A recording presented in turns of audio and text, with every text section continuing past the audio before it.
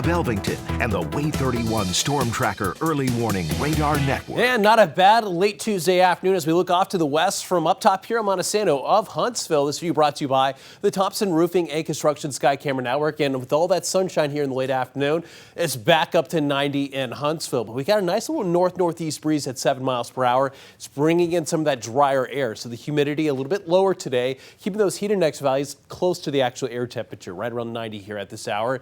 And yeah, the streak continues for Huntsville and Muscle Shoals, both back above 90 this afternoon. 17th day in a row at or above 90. Now, of course, 90 is seasonable for this time of the year, but 17 days in a row is still impressive, and 11 of those 17 days were at or above 95 degrees. And what we're seeing right now on the Way 31 Storm Tracker Early Warning Radar Network, we've got dry conditions throughout North Alabama until you reach just off to our south and southeast. You'll also notice all the cloud cover that we're seeing right now is closer to DeKalb, Jackson, and Marshall County with clear skies the further west and northwest you head. We'll pause the radar and then we'll zoom in a little bit closer, keeping an eye on Etowah and Cherokee County and, of course, DeKalb and Marshall County, because the idea is that a lot of these storms are going to slowly start to drift north and northwestward over the next 2 to 3 hours. So we could start to see some of these storms moving into places like DeKalb County, Geraldine, Fort Payne, and Gunnersville, but something we'll just have to monitor heading through this evening. And with that said, we still only have about a 10% chance for rain here this evening. And again, it's mostly for areas closer to Sand Mountain, with temperatures dropping back to the mid-70s by around 11 o'clock. How about tomorrow? We'll start off with dry conditions, and then once we get that heating of the afternoon, we're going to start to see enough instability that we're going to see some pop-up showers and storms throughout all of North Alabama, but it's still going to be mostly isolated in nature, so it's not going to be a washout tomorrow. It's still warm enough to make it back up into the low 90s.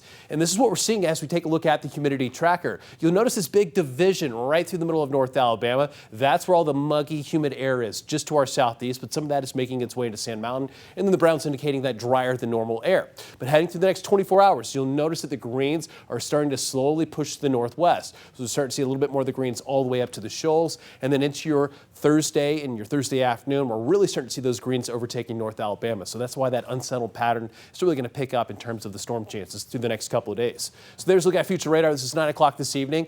Seeing a few of those pop-up showers and storms drifting into Marshall, Jackson, and DeKalb counties. Those, though, quickly falling apart as we head through late tonight into the overnight hours. Dry conditions for 7 o'clock tomorrow morning. No big issues for that morning commute. And then into your Wednesday afternoon, again, it's nothing strong, but we're seeing some pop-up showers and storms trying to develop. Again, not a huge coverage, but enough that we might get some wet conditions throughout North Alabama. And, of course, we could use the rainfall. It is still very dry out there. Into your Thursday, expecting similar conditions, more showers and storms developing during the heat of the afternoon. It will continue to see those pop-up showers and storms developing all the way through your Thursday evening.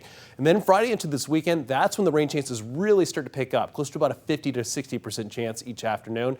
And look at the precipitation forecast in the next 7 days. See these purples on the map right here? That's indicating closer to about 2 inches of rain. So again, we're just going to continue to see those daily chances all the way through the 4th of July on Monday. I wouldn't call it a washout, though.